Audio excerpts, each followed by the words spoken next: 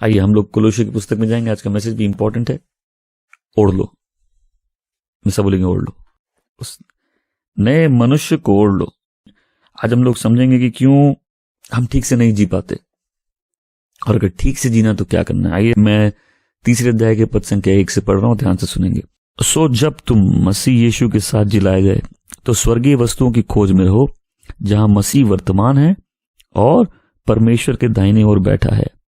पृथ्वी पर की नहीं परंतु स्वर्गीय वस्तुओं पर ध्यान लगाओ, क्योंकि तुम तो मर गए और तुम्हारा जीवन मसीह के साथ परमेश्वर में छिपा हुआ है। जब मसीह जो हमारा जीवन है प्रकट होगा, तब तुम भी उसके साथ महिमा सहित प्रकट किए जाओगे। इसलिए अपने उन अंगों को मार डालो जो पृथ्वी पर है, अर्थात व्यभिचार, अशुद्धता, दुष्कामना, बुरी लालसा और लोभ को, जो मूर्ति पूजा के बराबर है। उन्हीं के कारण परमेश्वर का प्रकोप आज्ञा ना मानने वालों पर पड़ता है। और तुम भी जब उन बुराइयों में जीवन बिताते थे तो इन्हीं के अनुसार चलते थे। पर अब तुम भी इन सबको, अर्थात क्रोध, रोष, बैर भाव, निंदा और मुंह से गालियां बकना, ये सब बात छोड़ दो। एक दूसरे से झूठ मत बोलो, क्योंकि तुमने पुराने मनुष्यत्व को उसके कर्मों समेत उतार डाला और नए मनुष्यत्व को ओढ़ लो, पहन लो, जो सृजनहार के स्वरूप के अनुसार ज्ञान प्राप्त करने के लिए नया बनाता है।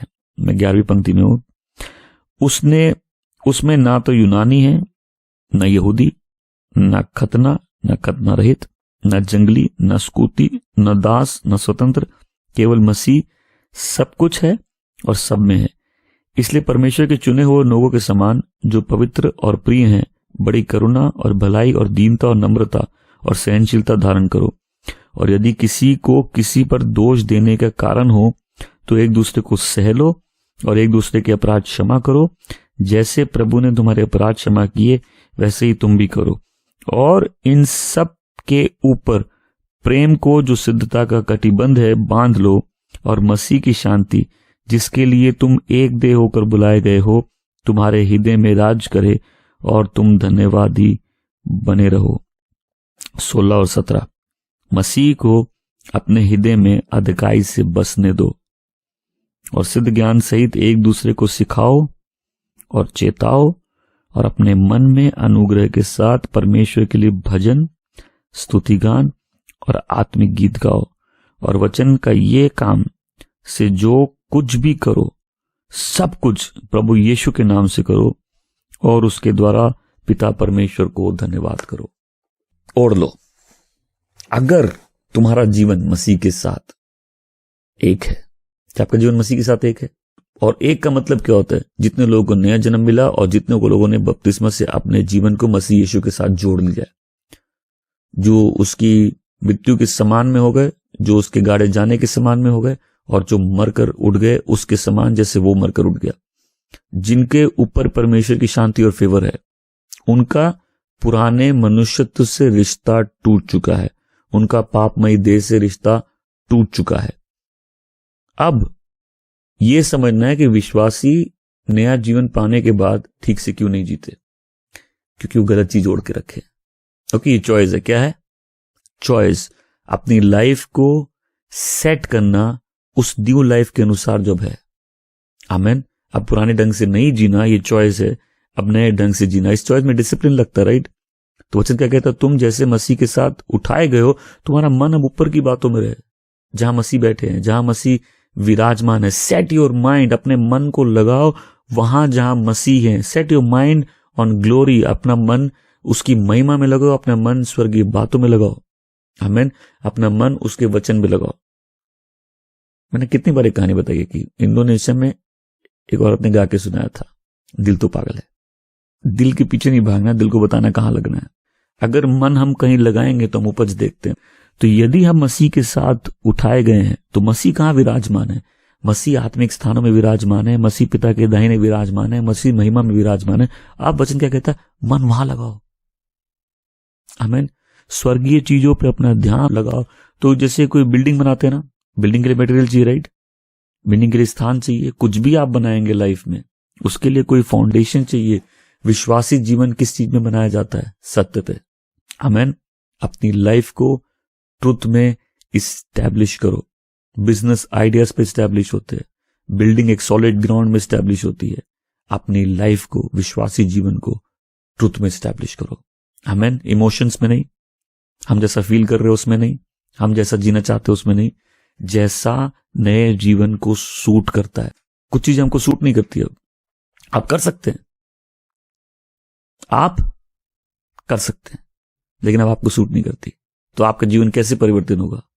क्योंकि कितने लोग होते हैं मसीह को जानने के बाद पीछे मुड़ जाते हैं। क्यों? इस्टेब्लिश नहीं होते, उनकी लाइफ सत्य में इस्टेब्लिश नहीं होती। और देखिए इस मिनिस्ट्री में क्यों प्रभाव है? क्यों? क्योंकि लोगों को सत्य में इस्टेब्लिश किया जाता है, लेकिन उसके बाद भी आपके पास चॉइस है, आप अपनी लाइफ किस चीज में बिल्ड कर रहे हैं। आज मन बनाना क्या, हम अपनी लाइफ ट्रुथ में बिल्ड करेंगे। जैसा उसके साथ हम उठे हैं, जैसे हमारी लाइफ उसके साथ यूनियन में, जैसा हम उससे जुड़े हुए, वैसे ही अब हमारा मन ऊपर की बातों में लगा रहे। Set your mind on things above. अपना मन ऊपर की चीजों में लगाओ। तो अपनी लाइफ को बिल्ड करना उस फाउंडेशन, जिस फाउंडेशन का नाम है ट्रुथ, सत्य। आमीन। ऊपर की चीजों को खोजो, ऊपर की चीजों को देखो, मतलब उसको परस्यू करो, उसका पीछा करो। ये मेरी चाहत रहे, ये मेरी इच्छा रहे, ये मेरा डिजायर रहे, ये मेरा पैशन रहे। मेरा माइंड सेट रहे ऊपर की चीजों में, मेरा माइंड सेट रहे मसीह के गहरे ज्ञान पे। आमीन। कि हम उसको और अच्छे से जाने। पौलुस क्या बोलता है कि मेरी इच्छा क्या है? हम उसको जाने। जब वो व्यक्ति बोल रहा है हम उसको जाने, मतलब क्या है? उसने अपनी लाइफ का पर्पस बनाया हुआ है कि मसीह के डील डॉल में बढ़े, उसको जाने, उसकी फेलोशिप का मतलब जाने। आमीन। अपने जीवन को मसीह यीशु में जाने और उस मसीह में और उसका गहरा ज्ञान हो। जो भी कुछ हमारे पास वो उसके लिए है, उसमें है कि हमारा मन ऑक्यूपाइड रहे मसीह की चीजों से। आमीन। आप जानते खाली दिमाग शैतान का घर होता है। तो गलतियां कब होती हैं, पाप की तरफ कब जाते हैं? जब हम खाली रहते हैं। वो लोग जो विल्ले हैं, निकम्मे हैं, तो निकम्मा मन क्या करेगा? निकम्मा मन व्यर्थताओं पे लगा रहता है। लेकिन जो मन ट्रुथ पे एस्टैब्लिश होना चाहता है, वहां मन बना हुआ है कि हम मसीह की चीजों पे फोकस करें, उसी पर अपनी लाइफ को एस्टैब्लिश करें, हम उसी के चीजों से ऑक्यूपाइड रहे। जहां हमको जाना है, जो हमारी असली रियलिटी है, जिसके साथ हमारा जीवन जुड़ा हुआ है, अब उसी में हमको अपना जीवन केंद्र करना है। सो ये चीज है जान के की जाती है। क्योंकि हमको नया जन्म मिल गया, इसका मतलब ये नहीं कि हम सही चलने लग जाएंगे, कभी नहीं होगा ऐसे। जब तक हम डेलिबरेटली अपनी लाइफ को ट्रुथ में इस्टेब्लिश करना चालू नहीं करे। और ये परमेश्वर की आज्ञा है कि तुम स्वर्गीय चीजों से प्यार करो, उनको स्टडी करो, तुम्हारा हार्ट उसमें बसा रहे। देखो माइंड इतना विशाल है ना कि इस कंप्यूटर में अगर 500 GB है, किसी हार्ड डिस्क में 1 TB है, 2 TB है, माइंड में कितनी टेराबाइट इंफॉर्मेशन स्टोर होती है। कंफ्यूज माइंड्स क्या है? एक बार में मल्टीपल इंफॉर्मेशन उनके माइंड में बॉम्बार्डेड है और उनको खुद भी नहीं मालूम किस चीज पे फोकस करना है। चॉइस फोकस की मेरे पास है, हमको मालूम है किस चीज पे फोकस करना है। हम जिस चीज पे फोकस करेंगे हम उस स्थान में बढ़ेंगे। आमीन। हमने देखा जब हम पढ़ते थे स्कूलों में और जो भी अपनी स्टडीज में सीरियस नहीं था, पढ़ाई से जुड़ा कोई काम उसके जीवन में प्रभाव नहीं किया। क्यों? माइंड को डेलिबरेटली लगाया नहीं गया। कोई बोला बच्चा पढ़ाई में मन नहीं लगता, मन लगता नहीं, लगाया जाता है। एक बार लगा लो बहुत मजा आता है। आमीन। हम जानते एक बार लगा लो तो आनंद आता है, राइट? सो जो इमोशनल माइंड्स होते हैं वो क्या बोलते हैं? वो आनंद ढूंढते हैं। हम आनंद नहीं ढूंढ रहे, हम सत्य ढूंढ रहे हैं। तो इमोशनल माइंड्स को सब चीज में एक्साइटमेंट चाहिए, तो बिना एक्साइटमेंट के कर नहीं सकते। होता है ऐसे, खासकर बच्चे ऐसे होते, राइट? तो बच्चों का आप कुछ भी कराओगे उनको थोड़ा एक्साइटिंग वे में कराना पड़ता है।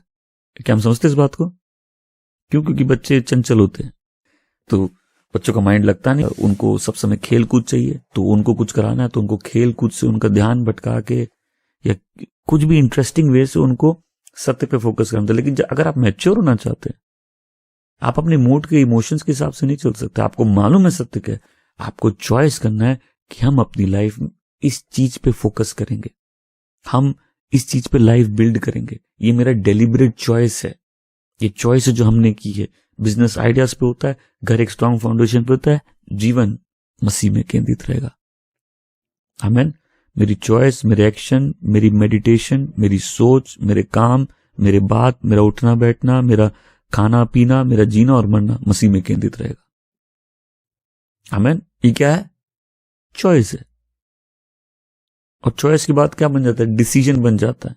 डेलिब्रेट मतलब जान के, भाई चॉइस हम ये कर रहे हैं। कोई आपको बोलेगा ना घर में कि इतना प्रेयर क्यों करते हो? हम करना चाहते हैं इसीलिए। इतनी मीटिंग क्यों अटेंड करते हो? हम करना चाहते हैं इसीलिए। कोई आपको अगवा करके बिठाया, बहुत दुख की बात होती है जब किसी बिलीवर को एनकरेज करना पड़ता है, प्लीज अटेंड करो, क्योंकि उसका माइंड कहीं और है, उसके माइंड में कोई और चीज है। लेकिन जब तक माइंड ट्रुथ में स्टैब्लिश नहीं होगा, जब तक हम फोकस नहीं, वचन क्या कहता है? जो उसके साथ, जिसका जीवन उसके साथ है, उसका माइंड भी उसके साथ रहना चाहिए। आमीन। Focus, set your mind on things above. अपने मन को ऊपर की चीजों में लगाओ। तो इस दुनिया के लिए नहीं। दुनिया की चीजें क्या है? प्लेजर, खाली आनंद, वो बातें, आनंद भी नहीं, वो बातें जो खुशी देती है, वो बातें, पैसों की बातें या दुनिया की कोई भी चकाचौंध, तो अपने माइंड उस पर मत लगाओ। हमारा अफेक्शन, हमारा जीना उठना, हम क्या पहनेंगे करेंगे, सब कुछ मसीह के आधार पर होना चाहिए। फिर किस लिए बोला गया? क्योंकि तुम मरे हुए हो। क्योंकि तुम मरे हुए हो, दुनिया के लिए मरे हुए हो। तुम मसीह के साथ क्रूस पे चढ़ाए गए हो। तुम पाप के लिए मरे गए हो, और तुम जो पाप के लिए मरा है वो दुनिया के आनंद के लिए भी मरा हुआ है। हम दुनिया के लिए मरे, इसका मतलब क्या है? कि अर्थली प्लेजर्स को अब हम सीख नहीं कर रहे। क्यों? हम भटक के उसको कर सकते हैं, लेकिन हमारा फर्स्ट फोकस वो नहीं है। कोई समझता है विश्वासी जीवन डिसिप्लिन पे आधारित है, कि फल उत्पन्न नहीं होंगे जब तक मन मसीह में नहीं लगा रहेगा, जब तक अपने जीवन को उसी में स्टैब्लिश नहीं करेंगे।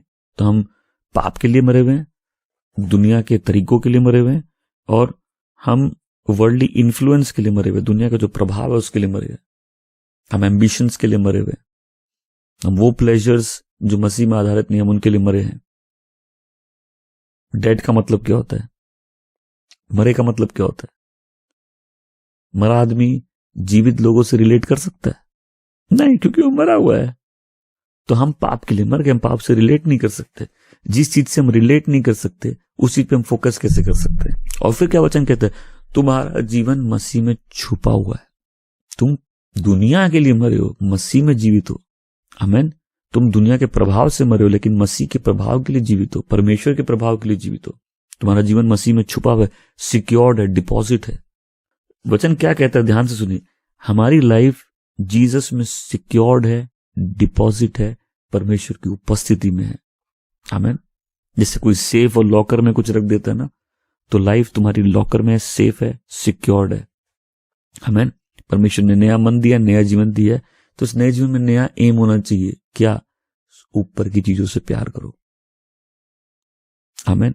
अपना मन ऊपर की चीजों में लगाओ। हम पद संख्या 5 से पढ़ेंगे।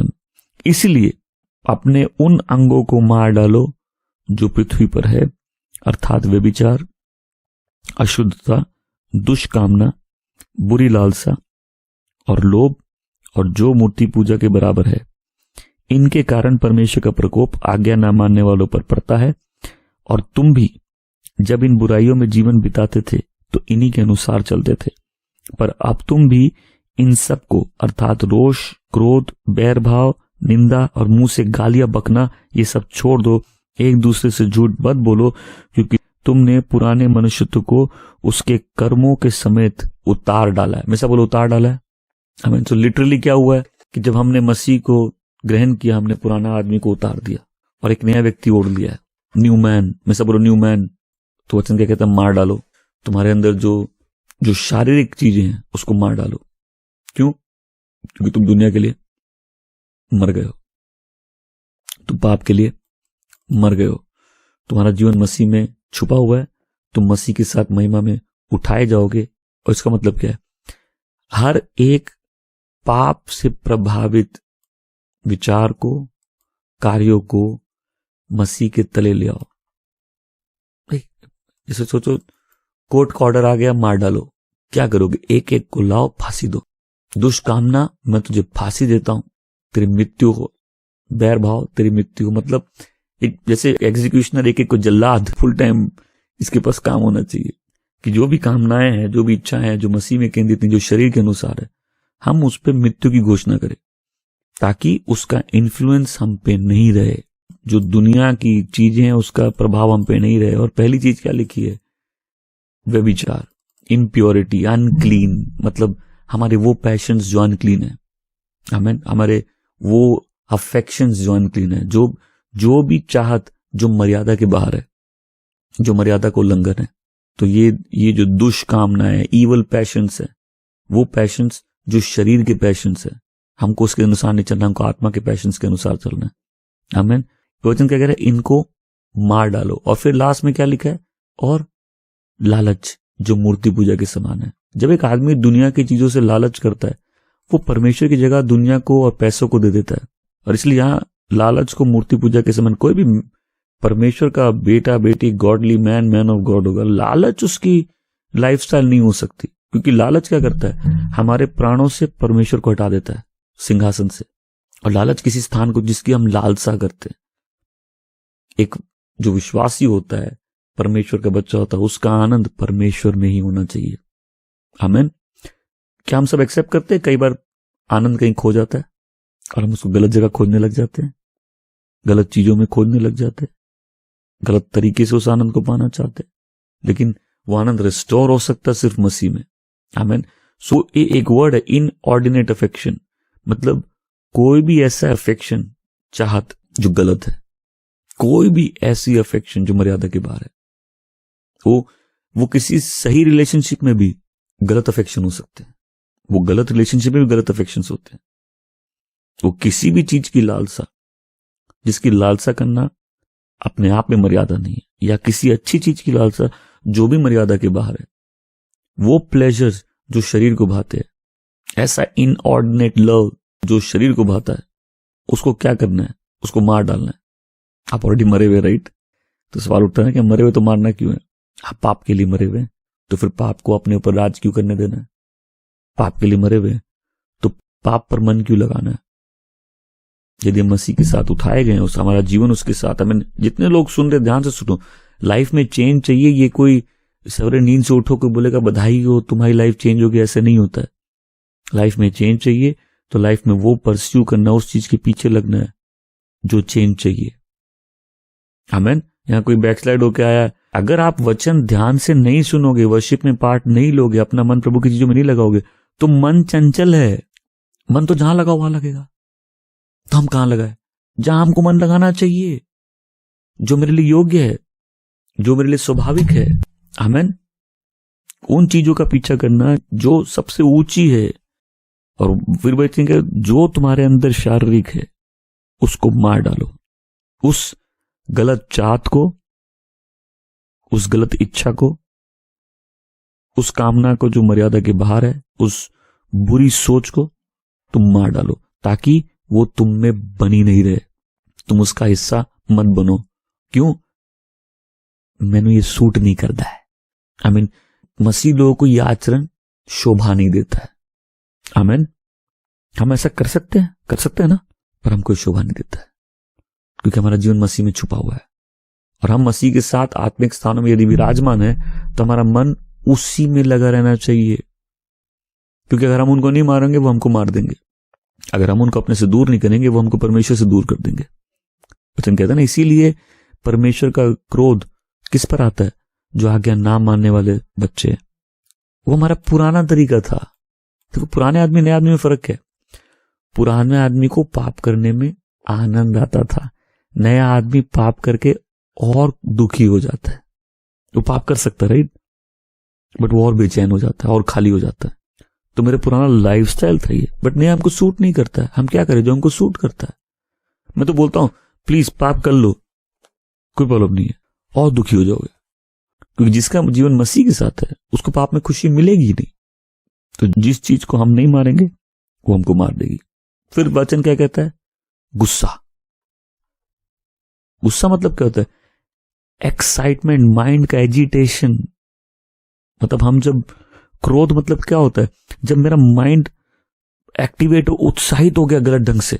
इसीलिए मैं बोलता हूं, जो आपके इमोशन कंट्रोल करता है वो आपकी लाइफ कंट्रोल कर सकता है। प्लीज पिछले साल कुछ मैसेजेस है, बहुत इंपॉर्टेंट है। अपने काम से मतलब रखो, चुप हो जाओ। मैं बोलता जितनी बार इसको सुनेंगे सुनिए। क्रोध क्या है? माइंड का एक्साइटमेंट, एजिटेटेड माइंड। अब वो माइंड वायलेंट हो गया, और कई बार ये बदले की भावना से आता है, क्योंकि आपने 4 बार सुन लिया। इस बार अंदर से एक आक्रोश जागता है कि अब हम भी सुनाएंगे। आपको सूट नहीं करता ये। और जो आपको ऐसे फंसा लेता है, पहले तो उसको बोले भाई तुमने अभी तक अच्छा परफॉर्म किया है, बट ये मैसेज सुनने के बाद हम भी अच्छा परफॉर्म करेंगे। देखो, तुम हमको ट्रैप में लेने की कोशिश करो, हम फंसेंगे नहीं, क्योंकि हमको ये सूट नहीं करता है। गुस्सा ज्यादातर आता है इसीलिए कि अब हम और नहीं ले पा रहे, हमको बदला लेना है। कब तक हम लोग परिस्थितियों का बहाना देके अपने ऊपर काम नहीं करेंगे? बिकॉज ये चाहेगा कि वो बदल जाए तो हम ठीक हो जाएंगे। नहीं नहीं नहीं नहीं, ये मेरे को सूट नहीं करता है। हम सब जिस प्रॉब्लम में, हम चाहते सामने वाला ठीक हो जाए तो हम ठीक हो जाएंगे, राइट? लेकिन सामने वाला नहीं भी ठीक हो तो हमको पहले समझना है कि ये आक्रोश जो जगता है, ये किसके लिए जगता है? ज्यादातर ये गुस्से बदला लेने के लिए आता है। आमीन। और ये हमारे प्राण अब प्रकट कर रहे हैं कि हम अंदर से अच्छा महसूस नहीं कर रहे हैं, है ना? तो जब कोई खुश होता है तो चेहरा ऐसा होता है, जब तो दुखी होता है गुस्से में आंख बड़ी होती है, आंखें कैसे होती है? बड़ी होती है। तो जब हम नाराज हैं, क्या हो रहा है? हमारे प्राण प्रकट करते हैं कि किसी चीज से अब हम खुश नहीं हैं। हमारी सोल एक्सप्रेस कर रही है अपने आप को। तो ये सडन एक्साइटमेंट है, मतलब ये प्राणों में वो एक्साइटमेंट है जो अचानक से, और ये एक्साइटमेंट किसी की इंजरी ही करता है। तो क्योंकि ये तूफान की तरह जब उठता है, तो याद है प्रेशर कुकर, तो ये जब क्रोध उठता है तो क्रोध क्या करेगा? क्रोध कुछ हानि करेगा। अब देखिए, क्रोध, वो क्रोध जो किसी चीज के विरुद्ध है, वो सही हो सकता है। जैसे बच्चे गलत कर रहे हो तो माँ बाप को क्रोध करना चाहिए। जब अन्याय हो रहा है, वो क्रोध सही है। यीशु ने क्रोध में उस जगह को मतलब हंटर से उनको मार के भगा दिया, कोड़ों से मार के भगा दिया। वो लोग जो प्रभु के घर को, प्रार्थना के घर को चोरों का अड्डा बना दिए थे, राइट? तो उस बुराई, उस पाप, उस गलत चीज के विरुद्ध गुस्सा फिर भी सही है। लेकिन जब गुस्सा लोगों के प्रति होता है, वो गलत हो जाता है, क्योंकि वो बदले की भावना से एक्साइटेड होता है। और कई बार उसके लिए सफिशिएंट रीजन भी नहीं होते। और वो लोग जिनके अनकंट्रोल्ड पैशन है, अनकंट्रोल्ड इमोशंस है, वो साधारण तौर पर नाराज लोग होते हैं, गुस्से वाले लोग होते हैं। जब गुस्सा ही जीने की शैली हो जाता है, जीने का तरीका हो जाता है, तो कई बार वो गुस्सा बिना किसी सही कारण के भी होता है, वो कारण से ऊपर हो जाता है। अगर कोई गुस्से पे कंट्रोल नहीं करे, वो क्या गुस्से वाला व्यक्ति बन जाएगा। वो जीवन से नाराज है, लोगों से नाराज है, पड़ोसी से नाराज है, जो कुछ नहीं किया उससे नाराज है। और नाराज लोग फिर क्या होता है, अगर कंट्रोल नहीं करो, बिटर हो जाते हैं। बिटर लोग लाइफ के सबसे बड़े लूजर होते हैं, क्योंकि वो किसी चीज में कुछ अच्छा देखते ही नहीं है। वो हमेशा आधा ग्लास खाली देखते हैं। और फिर जब आदमी के अंदर अक्षमाई की आत्मा हो, क्षमा नहीं करने वाली आत्मा हो, वो गुस्सा रहेगा। बिकॉज आप जिस चीज से दुखी हैं या परेशान हैं, उससे डील तो करना पड़ेगा। तो कई लोगों को गुस्से का कारण क्या है? अंदर वन फॉरगिवनेस। मैं बताता हूं, कई लोग अपने आप से गुस्सा है। आप बार बार बोलते हो गलती नहीं करोगे, गलती करते हो, आपसे नाराज, राइट? कितनी बार होता है कि परमेश्वर लोगों को माफ कर देते, लोग अपने आप को माफ नहीं कर पाते। मैं हमेशा लोगों को बोलता हूं, पास्ट चेंज नहीं कर सकते हो, छोड़ने की आदत डालो। कई लोगों ने अपने आप को कैद रखा हुआ है, अपने आप से नाराज है, बिकॉज वो जैसा अच्छा चाहते थे वो जी नहीं पाए। वो एक ही मिस्टेक 1000 बार कर चुके हैं, वो सॉरी बोल बोल के थक गए हैं, और वो एकदम फ्रस्ट्रेटेड है, अपने आप से नाराज है। छोड़ दो, अपने आप को ही रिहा कर दो। Forgive yourself. क्योंकि जब तुम माफी मांगोगे, परमेश्वर तुमको माफ करेंगे, तो तुम अपने आप को क्यों नहीं माफ करोगे? अपने आप को माफ कर दो। ठीक है, तुम बैक स्लाइड हुए, अपने आप को माफ कर दो। ठीक है, तुमसे गलती हुई, अपने आप को माफ कर दो। अगर परमेश्वर तुमको माफ करते तो तुम भी अपने आप को माफ कर दो। अब कई लोग गुस्सा होता है, जो गुस्सा वाला व्यक्ति ना, उसको खुद नहीं समझ में आता गुस्सा है। कौन बोला गुस्सा? हम ये तो बोल रहे थे, हम गुस्सा नहीं होते, कौन बोला गुस्सा? हम ये तो बता रहे। एक नाराज व्यक्ति फिर हर चीज पे नाराज है ना, उसको फिर अच्छा कुछ लगता ही नहीं है। मतलब उसके अंदर क्या है? उसके अंदर एक डिस्प्लेजर है। वो अच्छा फील नहीं कर रहा, तो अच्छा बाहर से नहीं होगा, पहले अच्छा फील अंदर से होगा। सबसे पहले एक विश्वासी को जानना है ये नेचर हमको सूट नहीं करता है, ये जीवन शैली मुझे सूट नहीं करती है। मैं फिर से बोल रहा हूं, गुस्सा किसी चीज के प्रति एक अलग होता है, गुस्सा व्यक्तियों पर, खासकर से जब ये कि हम अब नाराज और हम प्रतिशोध चाहते हैं, हमको बदला चाहिए। उसे क्या कहता है, प्रतिशोध मेरा अधिकार है, मैं ही चुकाऊंगा। परमेश्वर कहते हैं प्रतिशोध मेरा अधिकार है, मैं ही बदला चुकाऊंगा। आमीन। तो जो व्यक्ति प्रभु यीशु को जानता है वो निरंतर प्रार्थना करके अपनी लड़ाइयां परमेश्वर के हाथ में देना जानता है। इसलिए एक अच्छी प्रेयर लाइफ इंपॉर्टेंट है भाई, बिकॉज कई बार सही में सोल अंदर से एजिटेटेड होती है, हम दुखी हैं, परेशान हैं, हमको लगता है हमारे सहन के बाहर हो गया, बट उसी समय अपने घुटनों पर आकर वो लड़ाई परमेश्वर के हाथ में देना जरूरी, नहीं तो हम अपनी आत्मा में शांति कभी महसूस नहीं करेंगे। आमीन। कितने लोग हैं आप नाराज हैं और नाराज अपने आप से, आप परिस्थिति से नाराज है, तो नाराज होने से क्या परिस्थिति पश्चाताप करके बदल जाएगी? आप तकलीफ को आंख दिखाइए, तकलीफ डर जाएगी। आपके गुस्से से कुछ नहीं होगा, आप ही की लाइफ खराब होगी। और हम क्यों नहीं करें? क्योंकि ये नेचर हमको सूट नहीं करता है। आमीन। तो इसको क्या करें? इसको मार डालो। एक तो गुस्सा, क्रोध, एक वो रोष। रोष वो है जो प्रेशर कुकर की तरह आता है, जहां कपड़े फटते सिर फटता है। नाराज तो एक अलग चीज है, रोष फिर अलग चीज है, फिर आदमी अपने कंट्रोल में नहीं है। फिर वचन है दुष्कामना, बुरी कामना, गलत कामनाएं, गलत इच्छाएं। अरे तुम्हारे मन में गलत इच्छा आ गई, लेकिन रह क्यों रही है?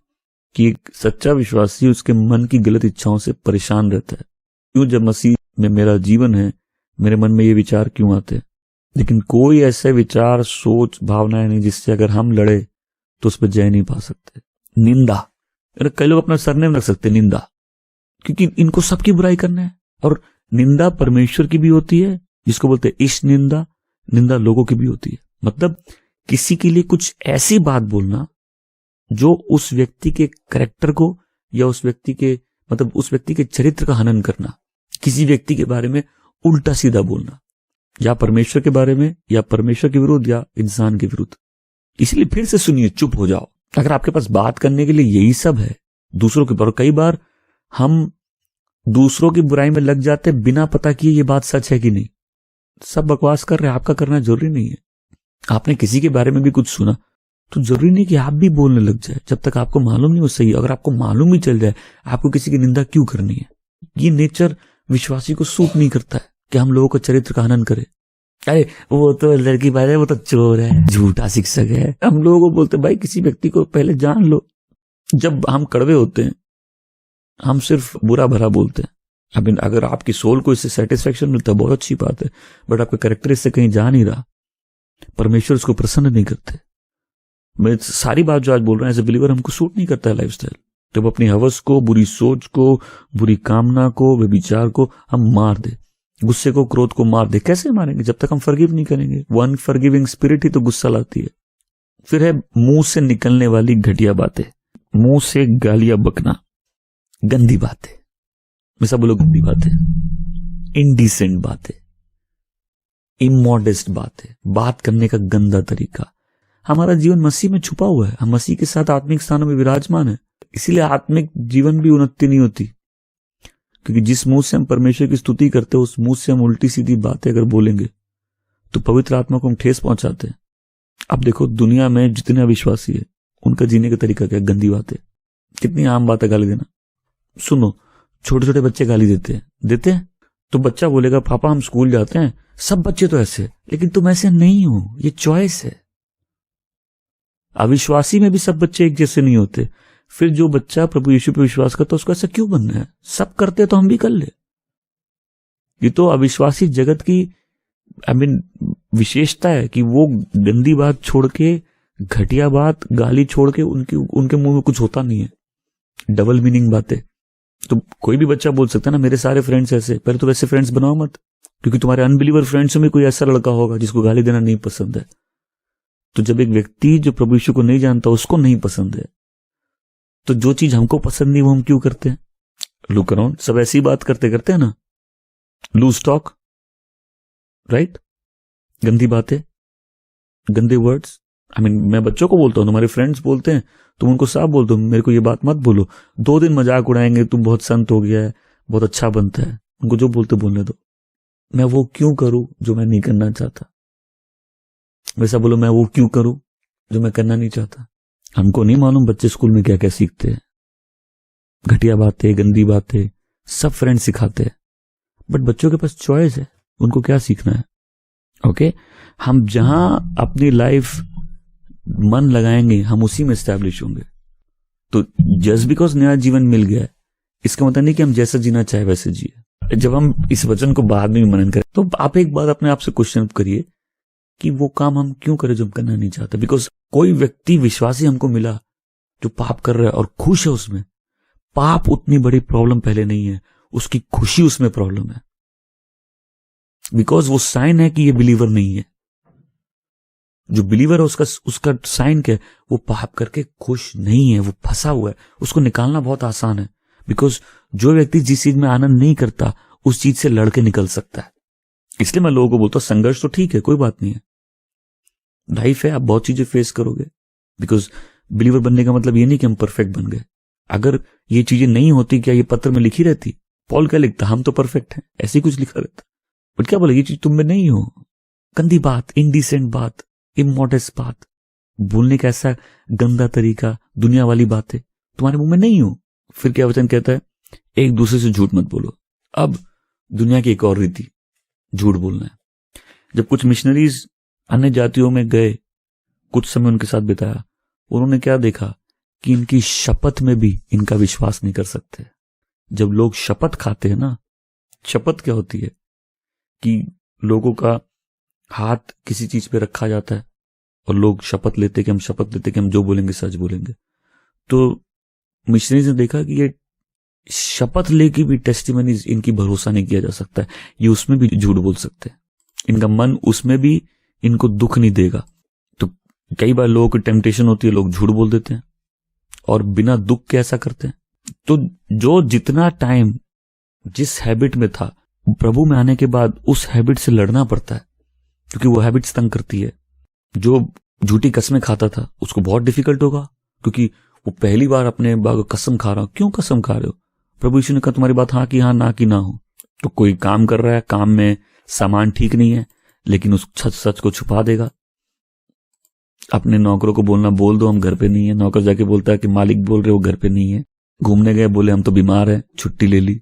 कोई कहानी बता रहे लेकिन उसमें मिर्च मसाला देखिए, मैंने अपने डायरेक्टर की इमेजिनेशन होती है ना, कोई मूवी बना रहा है जैसे, उसमें अपना मिर्च तड़का डाल के 5 लोगों को 50 बोल के, ताकि सामने वाले को इम्प्रेस करना है। फिर हम किसी के बारे में कुछ सुने, हम भी वो बोलने लगे। हम नहीं समझते कि अगर हम नहीं जानते ये झूठ हो सकता है। लोगों से प्रॉमिस करना, फिर उस प्रॉमिस को पूरा नहीं करना। वचन क्या कहता है कि देखो कि तुम पुराने मनुष्यत्व को उसके सारे तरीकों के साथ, उसके चाल चलन के साथ मार डालो, अपने पुराने नेचर को मार डालो, वो कपड़ा उतार के फेंक दो। बोला हमको सूट नहीं करता है, अपने पुराने नेचर के अनुसार मत जियो।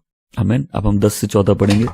और नए मनुष्यत्व को पहन लिया है, जो अपने सृजनहार के स्वरूप के अनुसार ज्ञान प्राप्त करने के लिए बनता रह जाता है। उसमें तो ना यूनानी रहा, न यहूदी, न खतना, न खतना रहित, न जंगली, न स्कूती, न दास, न स्वतंत्र, केवल मसीह जो सब कुछ और सब में है। इसलिए परमेश्वर के चुने हुए के समान जो पवित्र और प्रिय हैं, बड़ी करुणा और भलाई, दीनता और नम्रता और सहनशीलता को धारण करो। और यदि किसी को किसी पर दोष देने की कोई कारण हो तो एक दूसरे को सह लो, एक दूसरे के अपराध क्षमा करो, जैसा प्रभु ने तुम्हारे अपराध क्षमा किए वैसा तुम भी करो। और इन सब के ऊपर प्रेम को, जो सिद्धता का कटिबंध है, बांध लो। और मसीह की शांति, जिसके लिए तुम एक देह होकर बुलाए गए हो, तुम्हारे हृदय में राज करे और तुम धन्यवादी बने रहो। तो पुराना फेंक दिया। क्या किया? पुराना उतार के, स्वभाव उतार के फेंक दिया। पहले ये बात समझिए, लोग आपको बोलेंगे आप परफेक्ट नहीं है, बिल्कुल सच बात है। बट लोग क्या बोलते हो फर्क नहीं पड़ता, हम कैसे जी रहे वो फर्क पड़ता है। जो मेरा आचरण नहीं है, हम उस आचरण को क्यों धारण करना चाहते हैं? तो हम लोगों को समझना चाहिए, जब आप उस आचरण में इतने साल बिताए हो, उसको स्वाभाविक रूप से वो नहीं जाएगा जब तक हम अपने जीवन को वापस मसीह में केंद्रित नहीं करेंगे। और इसमें मदद क्या करेगा? चाहत। नए जन्म का चिन्ह है कि हम पाप नहीं करना चाहते और हम प्रभु से प्रेम करते हैं। आमेन। यही चीज मदद करती है। तो अब वचन क्या कहता है कि ये नया रूप धारण कर लो, परमेश्वर के चुने हुए के समान इस नए रूप को धारण कर लो।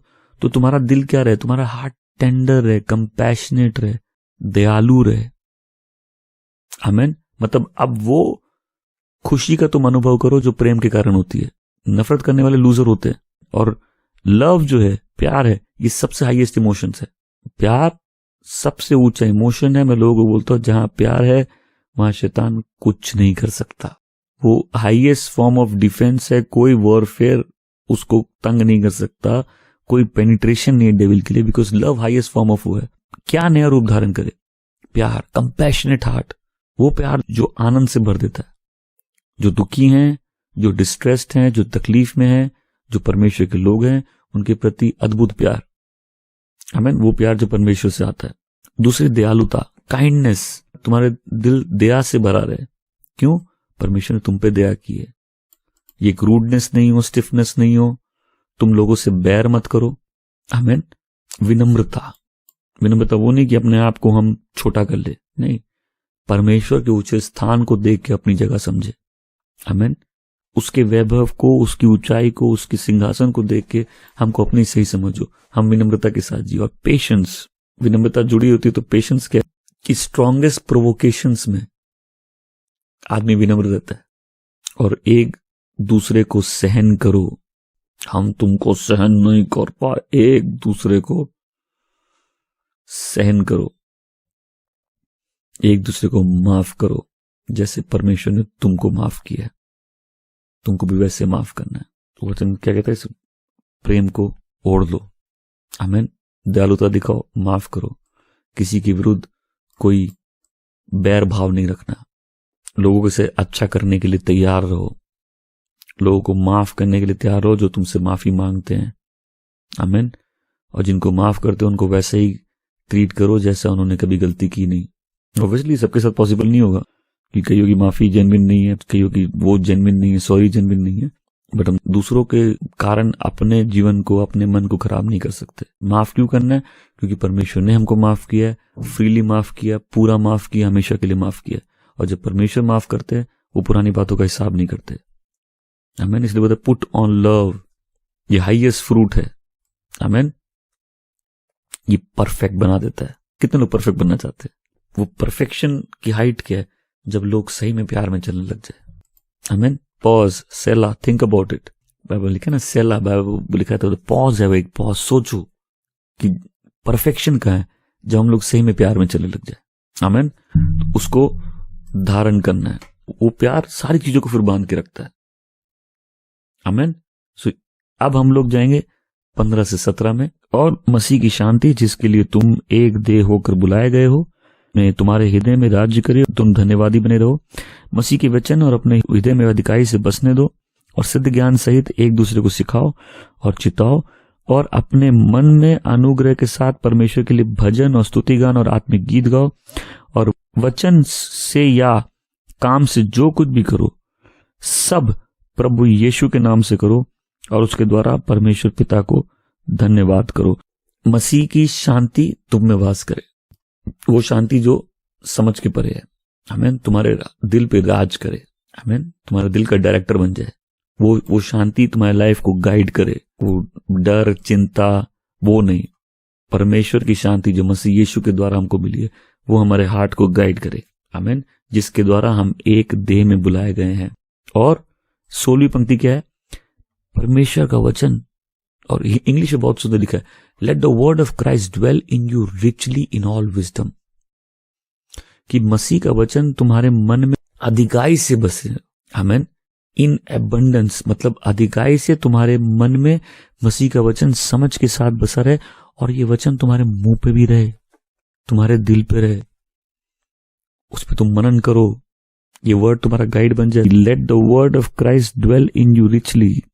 अधिकाई से तुम्हारे मन में परमेश्वर का वचन बसे, उसका सत्य बसे। आमीन। तुम उस पर मनन करो, वही तुम्हारा गाइड बन जाए। सो आज से इस मिनिस्ट्री में आदत रहे हर बात का रेफरेंस, उसके लिए वचन याद होना होगा। लिखा है। ओके, तुम कोई बात बोल रहे हो, क्यों बोल रहे हो? लिखा है। एक दूसरे को सिखाओ पूरी समझ के साथ। आमीन। नेक्स्ट चीज क्या है? भजन गाओ, गीतों को गाओ, आत्मिक गीतों को गाओ पूरे धन्यवाद के साथ। मतलब लाइफ की सेंट्रल थीम बन जाए कि हम वचन सीखे, वचन याद करें, वचन से बात करें और हमारा दिल ऐसे आनंद से भरा रहे कि हम अकेले घर में, फेलोशिप में, चर्च में, मन में पवित्र आत्मा की अगुवाई से गीत गाते रहे पूरे धन्यवाद के साथ। मेरा हार्ट मसीह में जॉयफुल और थैंकफुल रहना चाहिए। आमीन। और लास्ट बात क्या लिखी है, जो कुछ भी करो यीशु के नाम पे करो, यीशु के लिए करो, परमेश्वर के लिए करो। आमीन। इस जीवन में जो कुछ भी करो उसकी महिमा के लिए करो, उस पिता को धन्यवाद देते हुए, उसके प्रेम के लिए, उसके हमें बचाने के लिए, उसकी ग्रेस के लिए, उसके लव के लिए, तो हमारा हार्ट धन्यवाद से भर जाए। आमीन। सो अब इसको खत्म करने से पहले जो प्रैक्टिकल हम लोग की आज की जो इंस्ट्रक्शन देना चाहता हूं, नंबर 1 प्रैक्टिकल इंस्ट्रक्शन क्या है इस साल? ओके, वचन पढ़ना है, वचन से बात करना है। और दूसरा, गाने गाओ। आमीन। अकेले भजन गाओ, गीत गाओ, प्रभु की उपस्थिति में आनंदित रहो। आमीन। सो कितने लोग अपने आप को सैचुरेट करेंगे? सैचुरेट क्या होता है? आप पानी में जब चीनी डालते हो ना, एक लेवल के बाद चीनी घुलती नहीं है क्योंकि अब पानी सैचुरेटेड हो गया, जितना वो ले सकता था ले लिया। आमीन। तो वैसे ही अपने प्राणों को वचन से और आत्मिक गीतों से, परमेश्वर को धन्यवाद से कितने लोग सैचुरेट करना चाहते हैं? आमीन। भरे रहे। किससे? गुस्से से नहीं, द्वेष से नहीं, दुष्कामना से नहीं, लालसाओं से नहीं, गालियों से नहीं, गंदी बातों से नहीं, झूठ से नहीं, वचन से। आमीन। आत्मिक गीत हमारे मनों में चलते रहे। और हम क्या, तीसरी बात, धन्यवाद। परमेश्वर को हर बात के लिए धन्यवाद देते रहे।